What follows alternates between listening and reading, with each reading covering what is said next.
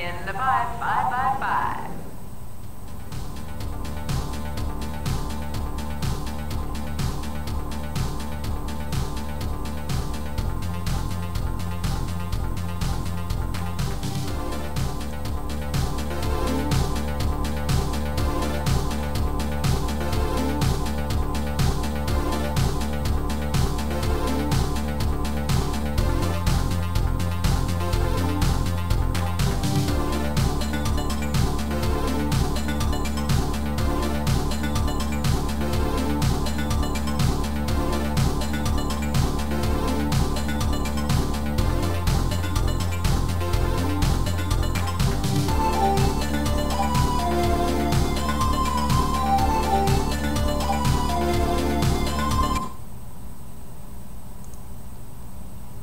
Hello, welcome to This Week in Starcraft. Thanks for joining us. My name is Jeremy Oleman Reimer. That's me. And I say us because I'm joined by my cat Zoe, who's really not interested in being on the stream, has her face to the back of the couch. So, I'm a huge fan of StarCraft and professional gaming and professional StarCraft gaming in particular. And I watch all the shows that I can and all the tournaments, and there's a lot of StarCraft to watch. And what I thought would be cool would be a show that does a weekly recap of all the events, the news, the developments, and something that's short enough that you could watch and feel that you've caught up if you happen to miss a week in the tournament scene, which gets really crazy and there's a lot of stuff to follow sometimes.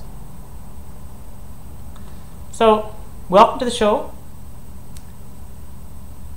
We're going to start off with top news. And the biggest news this week was the announcement by Blizzard Entertainment of the details of the new World Championship Series, or WCS. Now let me just take a step back and talk a little bit about what the scene was like way back in 2012. There were a lot of tournaments. It was actually hard. It actually became impossible to watch them all. There were so many tournaments happening all the time. There was a lot of money to be won, and there was a lot of stuff to watch, which was pretty crazy and exciting for both the players and the fans. But it got to be a bit crazy with the number of tournaments that had to happen at once. In fact, Blizzard wanted to get the storyline and maybe get some regional competition and stuff that was missing from the tournament scene, because there were tournaments in Europe like DreamHack, and there were tournaments in Korea like GSL, and there were tournaments in North America like MLG, which I went to once in Anaheim. And they're great tournaments, but there's so many of them, and they just take a weekend, or some of them are longer, and all different players on different tournaments. And it got to the point when Blizzard wanted to do their own tournament, there wasn't actually enough physical space or time for that tournament, and so you ended up things like the WCS North America for 2012, which was a great tournament. All the North American pros had to be held inside an MLG tournament. So you ended up with something a little bit like this. This actually happened. I watched this happen, and there were players that had to compete in both, and they were happening at the same time. I mean, they didn't. Yeah, it was a little ridiculous. So Blizzard decided to have a new approach and maybe consolidate the tournament structure for 2013. And so what they've come up with is the World Championship Series, the WCS. Now they're basing it off the most successful tournament right now, which is the Korean GSL, the Global Starcraft League, which is global, but it's 99% Koreans. It's from Seoul, Korea. And so that is becoming now a regional tournament held in Korea. Let's have a look at the format. It's a little complicated explaining the whole format, so I'm just going to go and talk about the major league structures in here. There's the top league called the Premier League, which is in Korea called Code S. And there's kind of a funny reason for Code S. There was a classification of Starcraft players, and you had your A players and then your B teamers, which sort of weren't as good. And then someone had to come up with a name for players that were better than the A players. And they came up with S, and the GSL took the term Code S to be players in that level. So that's the top 32 players in Korea. And they play in the Premier League. The Challenger League is Code A, which is still sometimes called Code A, and that kind of feeds into the Premier League, in that the top 8 out of each Challenger League gets good to go directly into the Premier League for next season. The top 8 from the Premier League stays in the Premier League, and if you're bottom part of the bottom 24 in the Challenger League, you're eliminated. You have to try and qualify again through a qualifier process. And if you're in the bottom of 16 and then the bottom 8, so bottom 24 of Premier League, you go down to the Challenger League. So it's kind of a complicated format, but what it does is it allows players to move up, and upcoming players, they can be playing on ladder, and then they can challenge, and they get into the Challenger League, and then they can all fight for the Premier League. So that works great for Korea, but now Blizzard announced they want to do the same thing, basically copy the GSL for North America and for Europe. But the problem is that the GSL has the system of the Premier Code S and the Challenger Code A already existing. They've run the tournament for so long that they have players that went up and went down in each part of the system, and so they know who are the top 32. North America and Europe, it's kind of hard to tell who's the top 32. So what Blizzard did is they invited, for Season 1 only, which is upcoming, for North America and for Europe, they're inviting 24 players for North America and for Europe, 2 different competitions, and then there will be a special open qualifiers for anybody that can come in, and the last 8 to make the top 32 of the Premier League will come through the qualifiers. So this stuff is happening right now, and in fact we'll get to some of the Europe. Europe is a little ahead of North America at the moment in that they've done their qualifiers. So we'll get to that in a minute. And the idea basically is to have one tournament each season. There's only room this year for 3 tournaments, so it's basically like the seasons of the year, and then there'll be 4 next year in 2014. And then at the end of that, it will culminate in the World Championship, which will be held at BlizzCon in November. Now, to truly say you have a world champion, what they do is each season they give points to each of the players for winning or for coming in high levels in any of the major tournaments, and for some other tournaments you get some points for that as well. So let's take a look at the point system. Basically, if you're just in Challenger League, whether you're in Korea or in America or Europe, you get 100 points for 1st to 8th, and that's 1st to 8th means you'll be going to Premier, so you'll get some more points later in Premier. And the lower ones get 50 and 25. The Premier League gets a lot more points. Even if you're in the bottom of the Premier tournament, which is a 32-player tournament, you still get 100 points. And if you get a little farther, you can get all the way up to 1,000 points for the runner-up and 1,500 points. Now,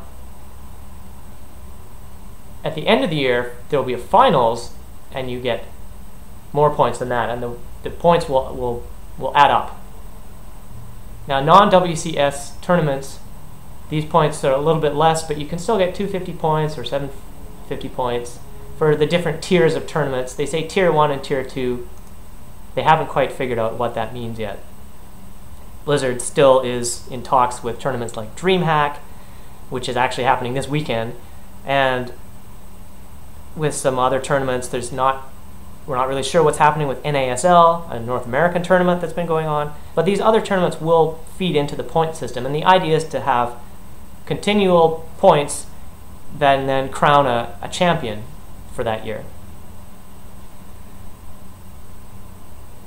So that's basically it.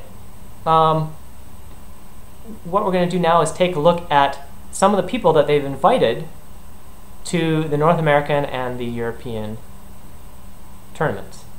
This will be for the Premier tournament. So let's start off with WCS EU, and this will be season 1. And these are players that did really well last season in various tournaments and have been invited. So we'll start with just the Zerg players. We have Rhett, Nerchio, Vortex, Slivko, Stefano, who is considered the top non-Korean player in the world, or has been, TLO, Dimaga, sort of, and Bly. And the Terrans, we have Thorzane, looking resplendent in his yellow scarf there. We have Lucifron, we have Cass, and 3 Korean invites. This is somewhat controversial, inviting Koreans to the WCS EU tournament. We'll get into that a bit later. MVP, basically the best player, Starcraft 2 player, from the beginning of Starcraft 2 till quite recently. He's won 4 GSLs. He absolutely a dominant player. MMA was his former teammate, and 4GG, another strong player from Korea.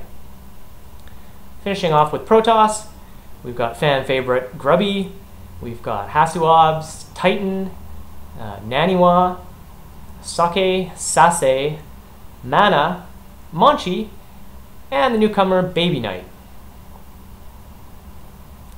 Now, as I mentioned, they have run qualifiers already, so those were the top 24 that were just invited.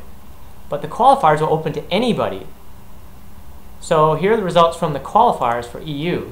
We had Happy, Bunny, Daishi, Strelok, Kras, Shuttle, Feast, and Sue.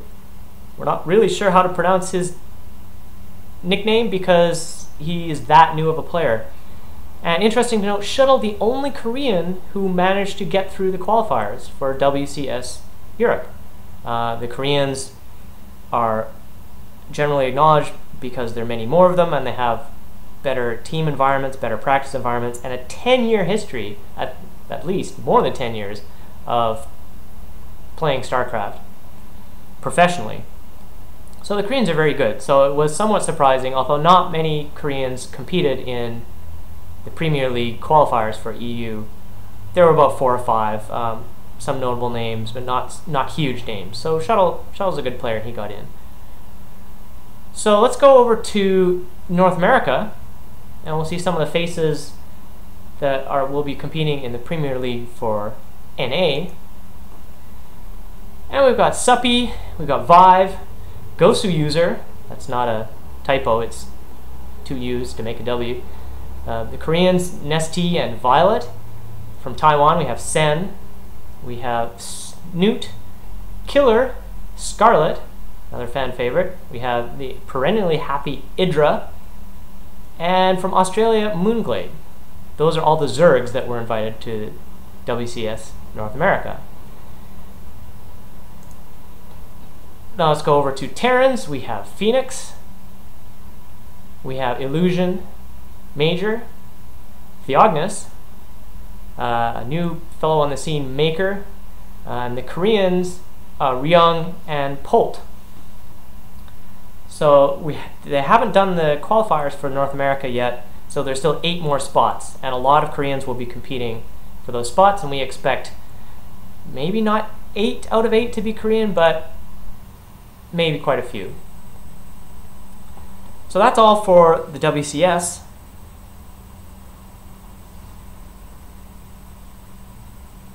Let's look at some tournament results. And we've already gone over the qualifiers for WCS EU. 8 players managed to make it through there. So let's have a look at some of the tournament results for games that happened this week. The big thing this week was the GSL. So let's take a look.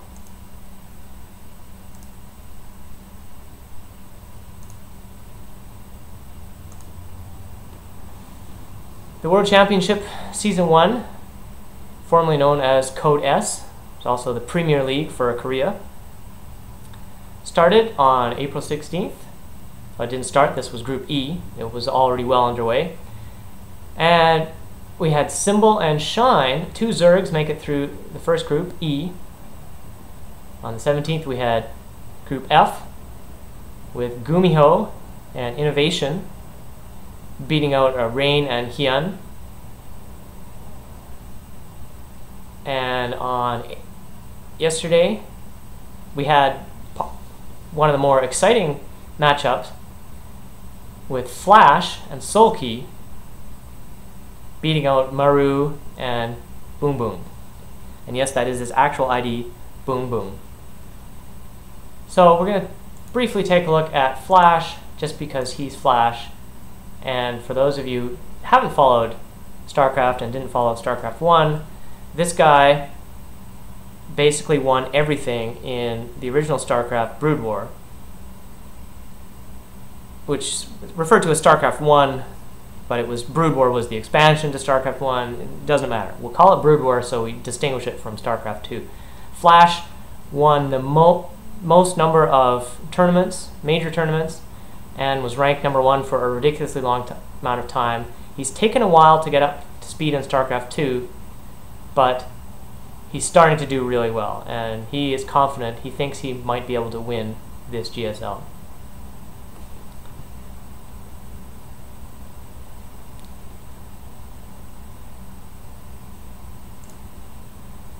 So, those are the individual tournament results.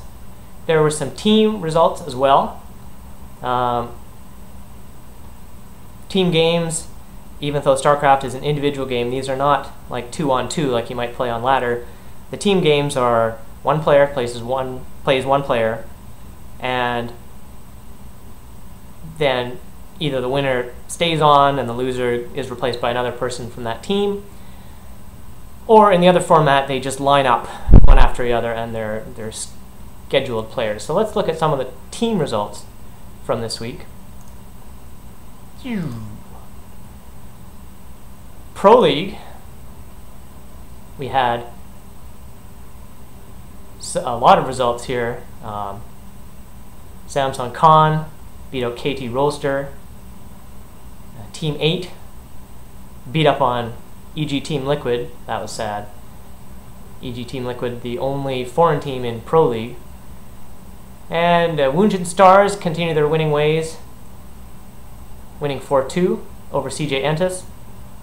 And STX Seoul won over SK Telecom T1. These are all Korean teams with the exception of EGTL. And later we had CJ Entus losing to Samsung Khan 4-2. Woongjin Stars, again unstoppable, beating up on Team 8 4-1. And EGTL with a very close one, losing 4-3 against KT Roaster. KT Roaster is Flash's team, so a very good team. So that was Pro League, and let me explain a little bit about what Pro League is for anyone who doesn't know. Pro League was the team event, and probably the biggest StarCraft event in South Korea for 12 years or so. It basically, the teams formed around the idea of Pro League. They practiced really hard for Pro League, even though they were also competing in individual matches. And so there are a number of teams. There are 8. There were 8. There were 10 before that. Number of teams have gone down. But these are Korean-only teams. Now, there's another team league going on gomtv.net, which is a separate channel in Korea, and that's the GomTV Global StarCraft Team League, or GSTL. So let's have a look at GSTL results.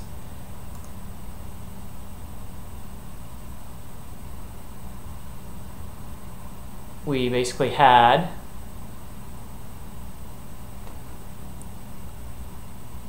these are the standings. We're going to take a look at the GSTL results. Oh, we don't have the GSTL results. That's okay. We'll have that queued up somewhat later. Let's go on to the team standings to round out the team stuff, just so we know where everybody is. And for Pro League, as I say, Woongjin Stars kind of dominating, 18-6, winning almost twice as many matches, and they have a plus 36 record. SK Telecom T1 coming in second, and Samsung Con, KT Roaster. Down at the bottom, unfortunately, is EG Liquid, a combination of two foreign teams, Evil Geniuses, whose shirt I am wearing just because I'm a fan, not because I have any affiliation with them. And of course, a lot of us root for Evil Geniuses and Team Liquid. You can see the Team Liquid posters that way. And yeah, so they're not doing as well, but they're doing a little better than they were before. Back to the Team League, GSTL Team League, that's just got started. There are some foreign teams, Axiom Acer, and foreign-owned teams, I should clarify, Azubu and FX Open. These are all Korean teams. Some of them have foreign players on them.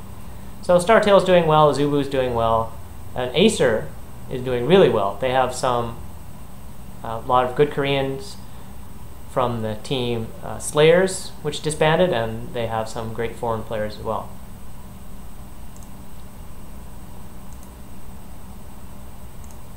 So now we're going to move on to Game of the Week, and we're going to go through it pretty quickly. If you want to check it out, it's on gomtv.net.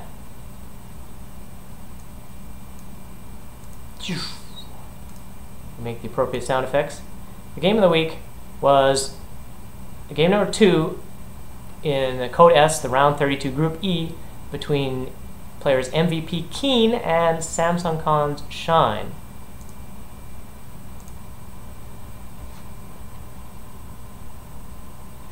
Basically, this game was a lot of back and forth, is why I recommend it. Shine, playing Zerg here, you can see his Mutalisks flying around, did really well and dominated and got a lot of Baneling hits and just a lot of destruction on the Terran, to the point where it seemed like Keen had absolutely no way of coming back. Here come the mighty Mutalisks, and they're going to wreak havoc on the base, tear up all the SCVs, all sorts of bad things will happen. And you can see later on, they're still coming, they're still taking out, it's taking out so many SCVs. And the Terran is down in supply, 146 to 127. Skip ahead a little bit. You can see Terran is trying to drop here, and the Zerg is using fungal growth to freeze the drop in place and then kill it. The Zerg has Ultralisks. And basically, you can start seeing on the mini-map here that the Zerg is pretty much taking over the whole map, and it looks like an inevitable Zerg win, and it almost was, but then if you see here, a lot of these Ultras start to go down. Some really good play, some dropship play, some great Widow Mine play. The Widow Mines, really, really exciting when they come up and they destroy a whole bunch of Mutalisks. You can see the Mutalisks here getting caught, killing a few Marauders, but here come the Widow Mines. Is it going to happen? Is it going to happen? And Terran drops here.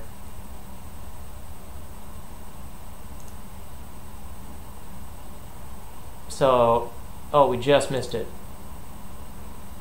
I'm going to see the really good use of Widow Mines in this game. There they go. Oh, there goes another one. Oh, is there another one? Almost. So anyway, check this game out. It's really a lot of fun. Unfortunately, the Terran doesn't have an epic comeback. Epic comebacks are actually really rare, both in the original StarCraft and in StarCraft 2. They don't happen that often. But that game is just a lot of fun to watch, so I recommend watching that. That's Keen versus Shine, and you can see it on gomtv.net. And that's it's the Group E and it's the final set, set 2. So that was actually one of the deciding matches of that day.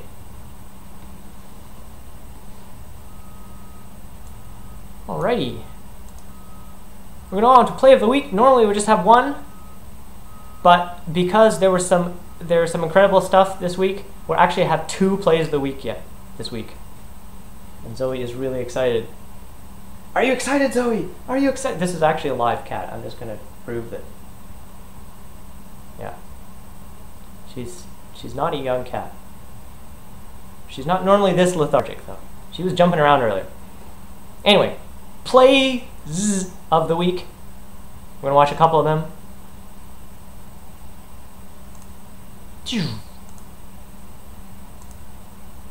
First one comes from Pro League. This was a game, EGTL's Alive versus 8th Team's Tie, also known as Baby. And I'm just going to set this up for you guys. I'm going to turn the sound on.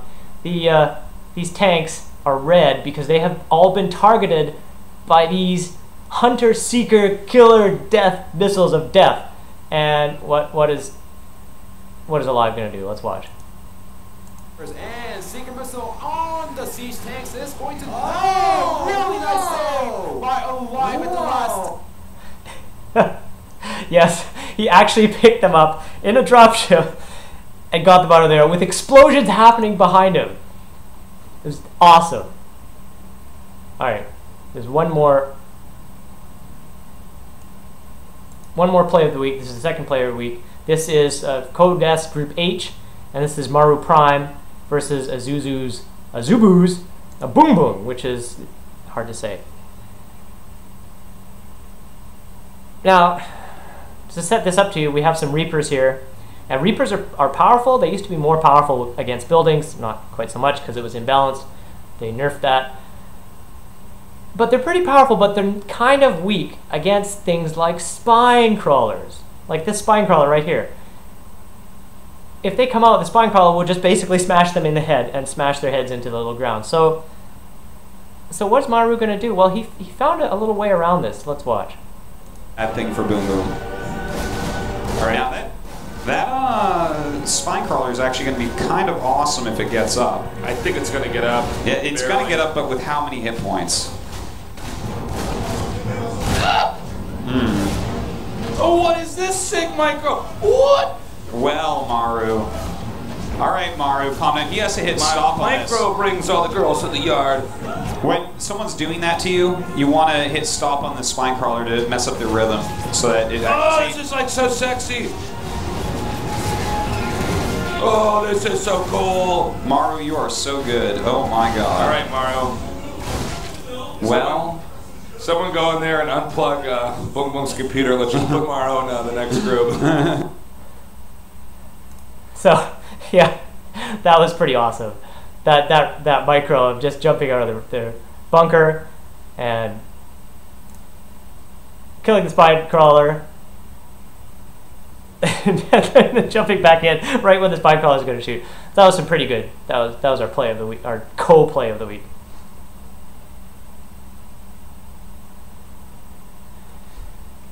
All right, a few minutes left. We have our player of the week. Player of the week is SDX Soul's Innovation. Innovation, also known formally as Bogus. And you see, he decided that was a bogus nickname. His real name is Lee Shin-hyung. I don't know any Korean, but Hyung is like a good friend, like an older buddy, mentor type friend, so that's kind of a cool name to have. May not be the same word. He plays Terran, and he had a great week. He won his Pro League match, and he won in GSL Code S, the Premier League. So he's an interesting guy. I have a few notes about him. He's kind of quiet. He doesn't say very much, and a lot of his interviews are pretty standard. He's 19 years old, so he's a young kid. He's been playing professionally. He was a good Starcraft 1 or Brood War player. He was often the ace of the team.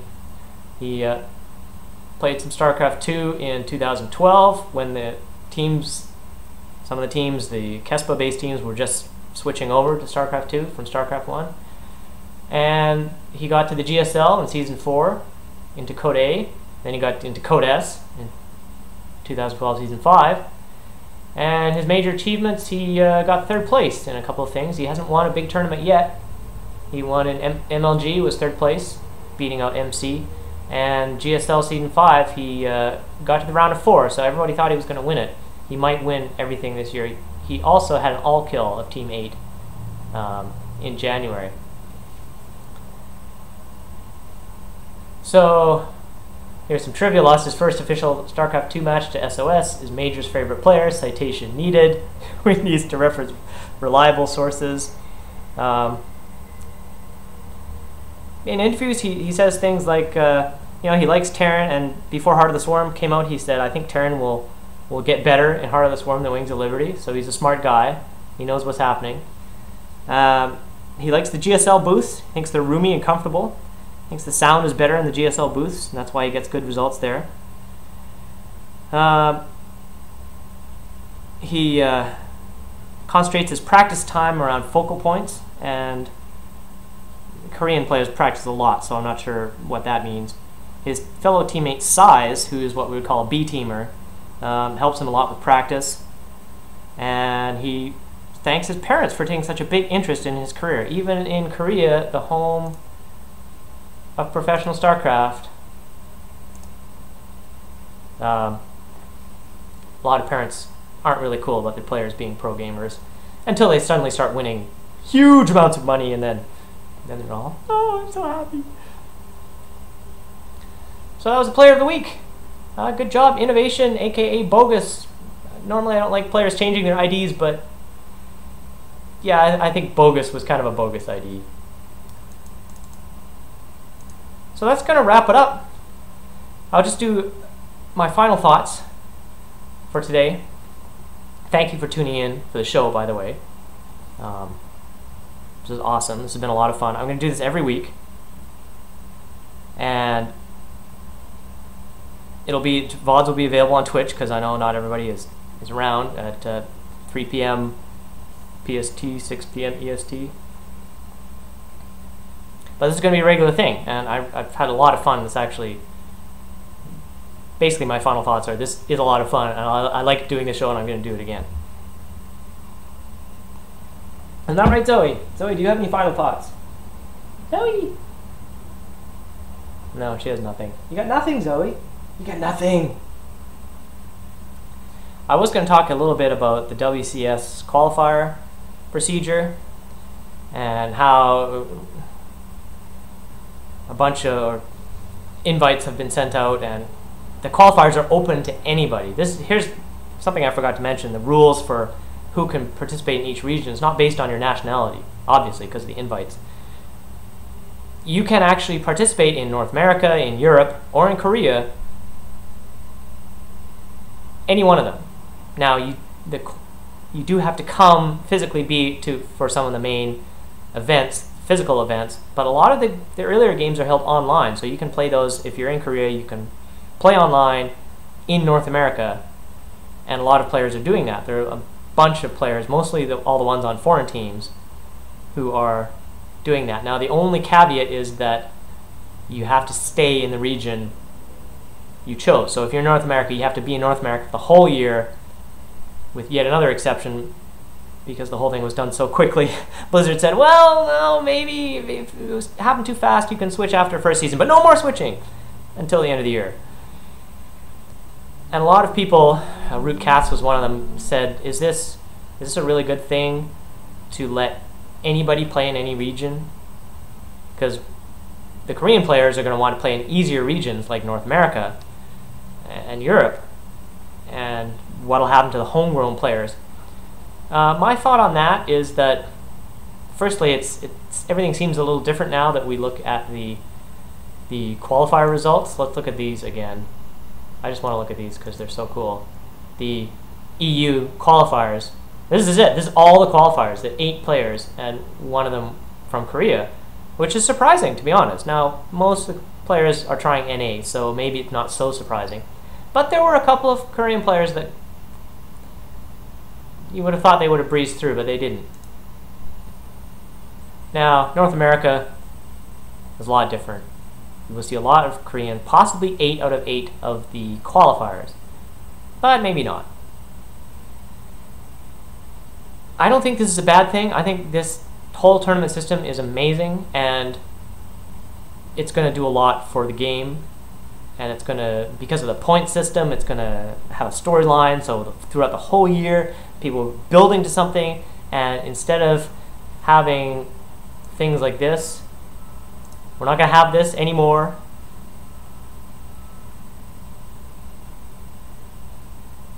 It's going to be, the tournaments will mean something. Every tournament will mean something. In the old system, you might win a tournament, yeah, it's great, you won some money, but it didn't mean anything overall. It didn't really, there was no official ranking procedure or anything. And now there will be. And the idea of the North America and EU WCS basically just means that there are 2 more GSLs, but they're held locally.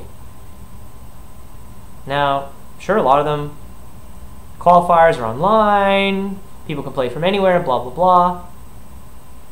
It's like having another GSL, but not in Korea, which is really a great thing for everybody. And there's going to be a lot more Starcraft to watch, which means I'm going to be really busy watching Starcraft, which is one of my favorite things to do. Anyway, that's going to be it. Thank you for coming and watching this. Whether you're watching live or on VOD, thank you for watching. We're going to try to keep the show to half an hour, so it'll be every Friday from 3 p.m. PST to 3:30 p.m. PST. It's about 5 minutes over today. That's okay. It's the first one. And thanks for join me next Friday for another This Week in StarCraft. In the 5.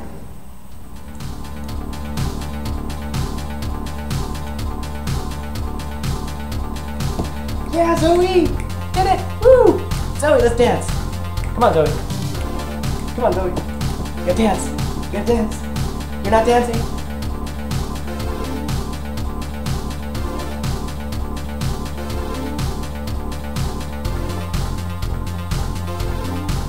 Now, did that scare you? Are you a scaredy cat? Yeah. Say goodbye to all the folks.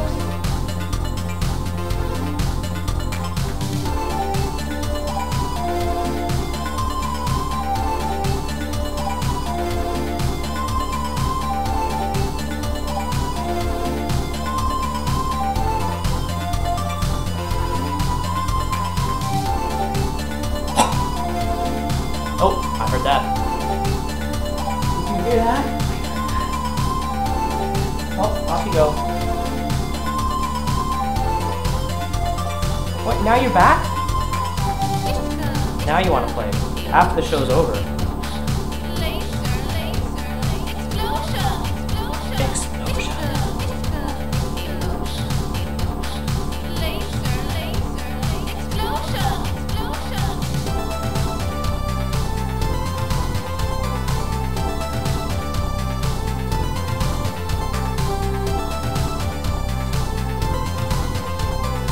By the way, this theme music was taken from an Amiga.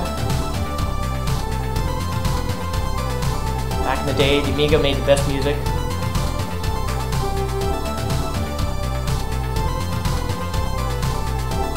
Some might say it still does.